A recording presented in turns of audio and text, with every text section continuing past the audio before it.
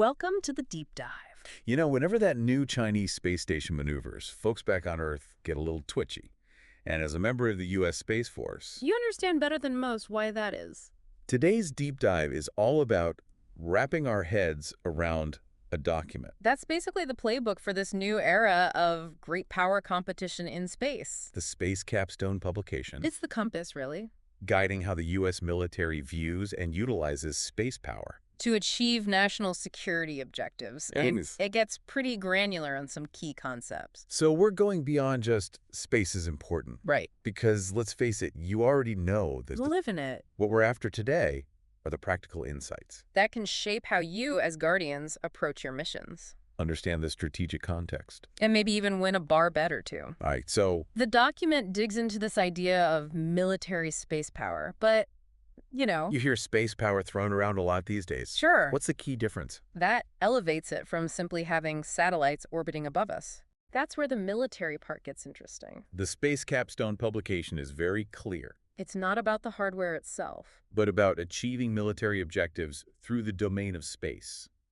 Think of it as leveraging the ultimate high ground to achieve strategic effects. Okay. I like where this is going. So, like a general positioning troops on a hilltop for a better vantage point. Right. We're talking about using space to gain an advantage. But on a global scale, Precisely. and just like any strategic high ground, It's not just about seeing the battlefield. it's about control.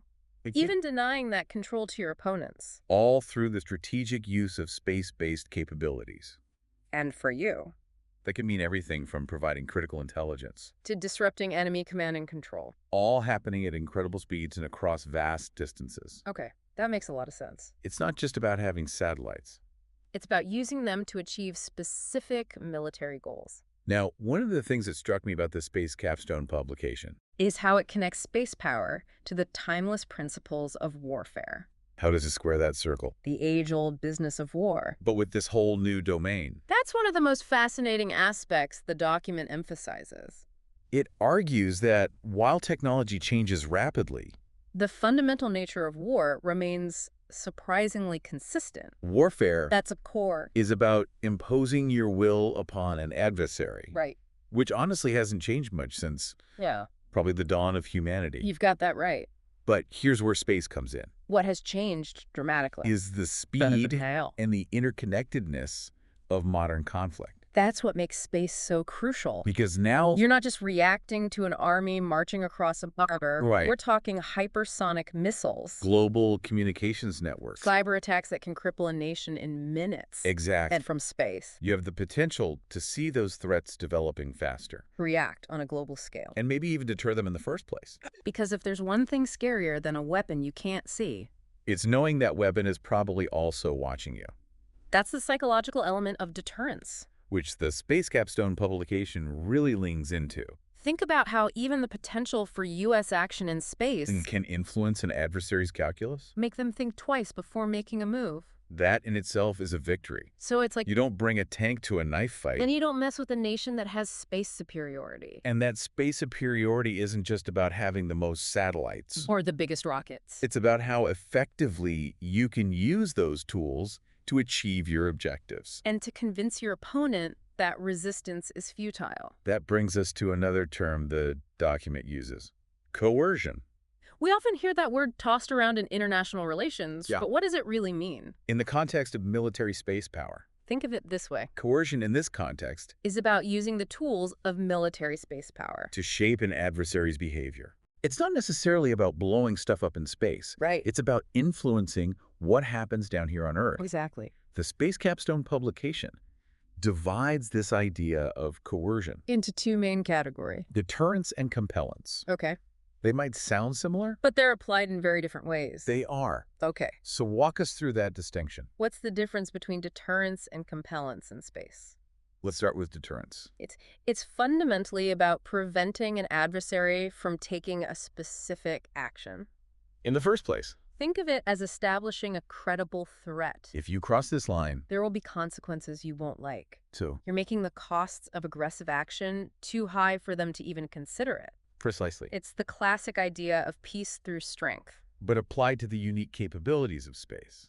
The Space Capstone Publication argues that the U.S. ability to detect and potentially target an adversary's assets from space serves as a powerful deterrent. because they know they can't hide. And if they can't hide...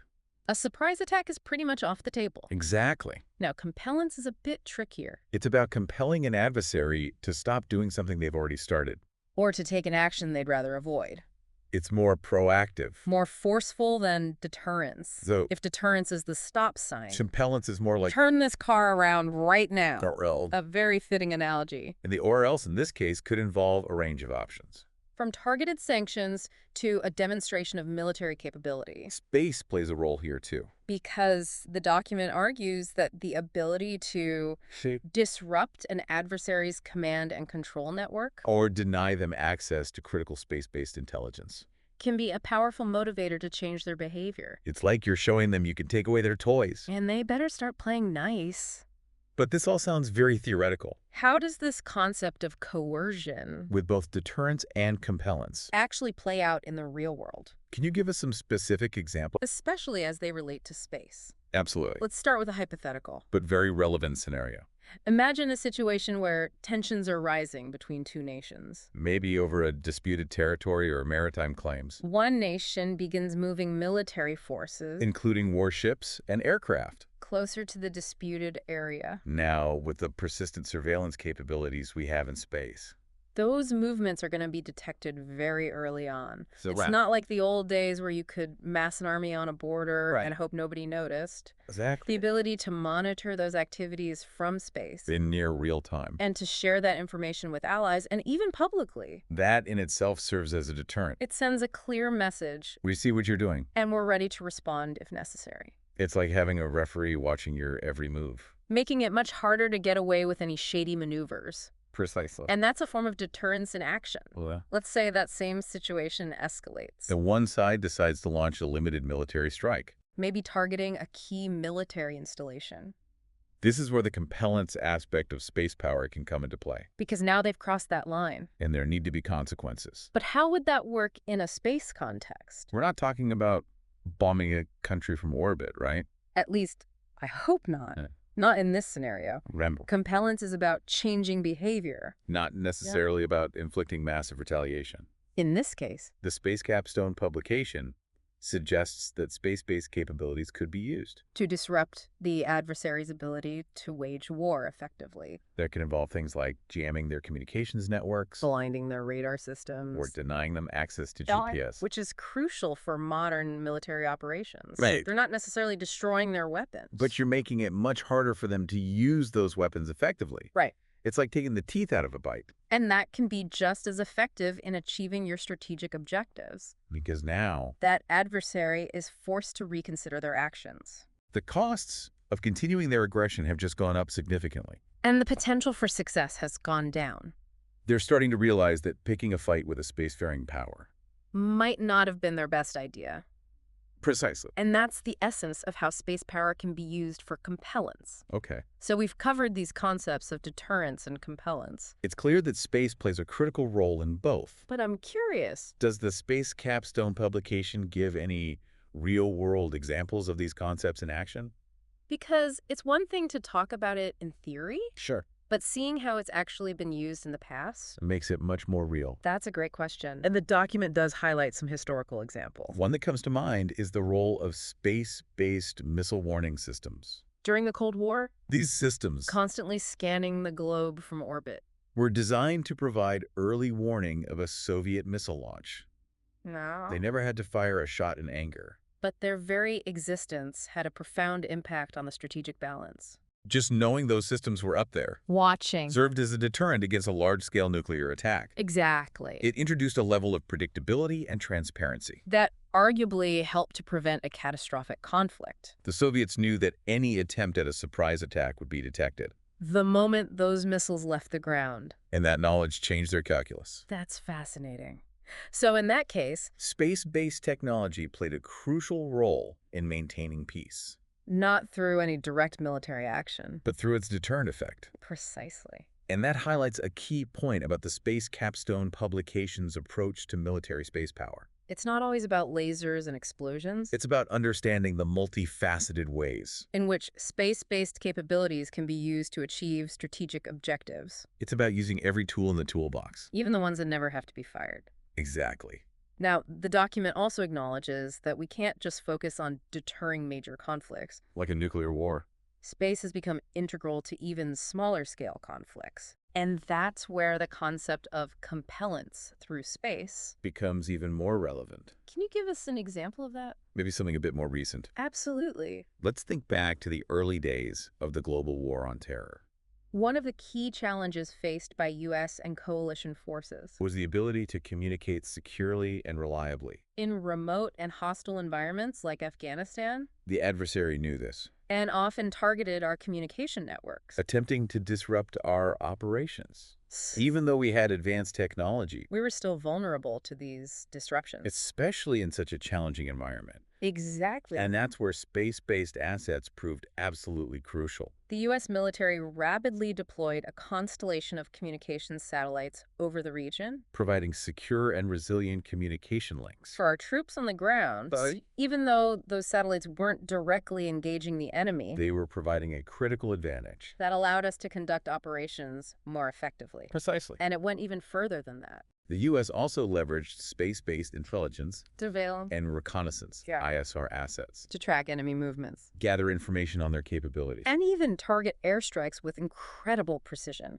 Even in a conflict that wasn't primarily about space. Space-based capabilities played a decisive role in shaping the outcome. Absolutely. And that's a key takeaway from the Space Capstone publication. Military space power is no longer a niche capability. It's an integral part of modern warfare. Woven into every aspect of how the U.S. military operates.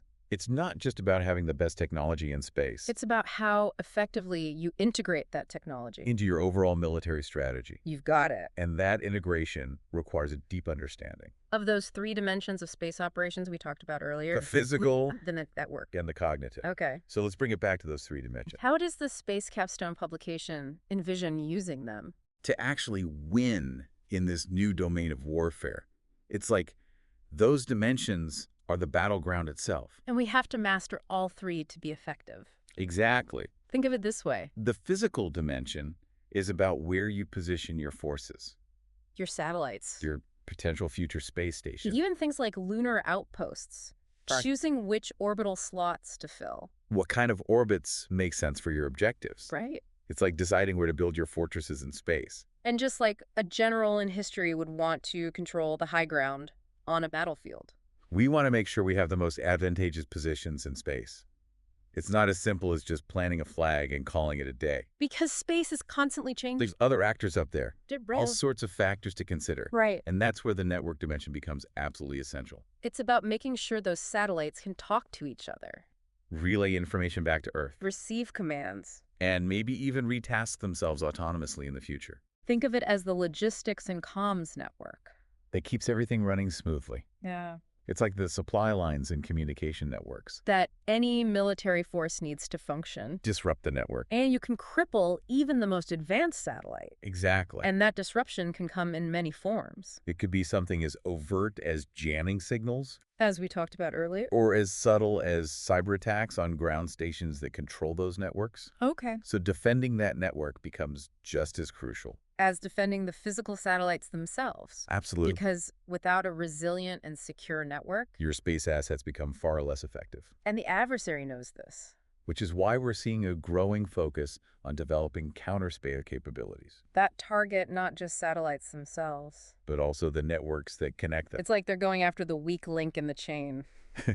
Trying to find the most vulnerable point to exploit. Precisely. And that's why the Space Capstone publication emphasizes this idea of full-spectrum military space power. It's not enough to just have the best satellites in the best orbits. You need to be able to operate effectively. And defend yourself. Across all 3 dimensions simultaneously. Okay. So we've got a good grasp on the physical and the network dimensions.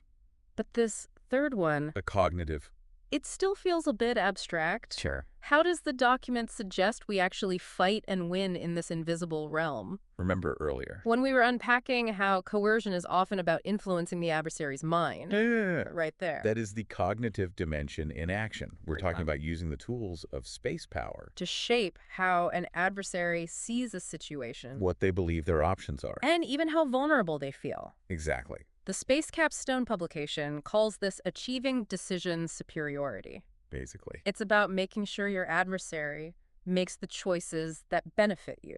Or at the very least. The choices that are least advantageous to them. Think about it as strategic influence with a space-based twist.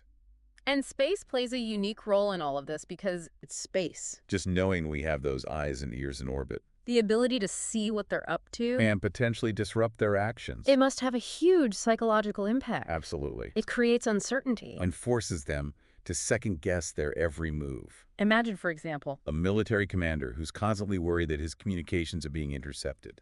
his troop movements tracked from space. His plans compromised before he can even put them into action. That kind of uncertainty can be crippling. It's like playing poker with someone. Who might know what cards you're holding? It takes away your confidence. It makes you hesitant to make a move. And that hesitation That doubt. can be just as powerful as any weapon in our arsenal. It can make an adversary think twice about escalating a crisis.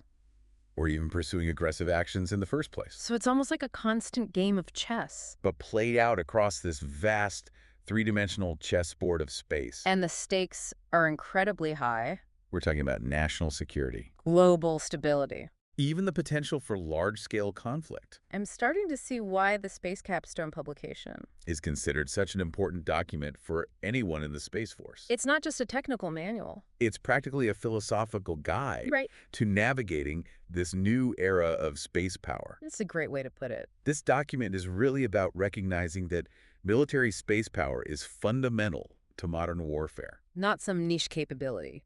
That's separate from everything else. And for you, As guardians, that means understanding these concepts is essential. to effectively carrying out your mission. Whether you're operating a satellite Analyzing intelligence data, or planning future space operations, it's not just about being technically proficient. it's about grasping the strategic context. The nuances of coercion, And how to win in all three of those dimensions. physical Accurate. and cognitive. Precisely. The Space Capstone Publication makes it very clear. Dominating the high ground of space. Begins with mastering the ideas we've discussed today. And on that note, I think we've all earned a debriefing after this deep dive. we've covered a lot of ground today. Exploring how space has changed the game of warfare. Diving deep into that fascinating concept of coercion. And unpacking those three interconnected dimensions that are crucial for success. In this new domain. And as always, This is just the starting point. the Space Capstone Publication is a document worth revisiting regularly, Pondering over. discussing with fellow guardians, And, most importantly, applying its lessons to the challenges you face every day, because the future of space and quite possibly the future of warfare itself. depends on how well we understand and master these concepts. Couldn't have said it better myself. And for our listener out there, Preparing for your next mission. The battle space might be evolving. but the principles of strategy, Of outthinking your opponent. those are timeless. Until next time. On the deep dive.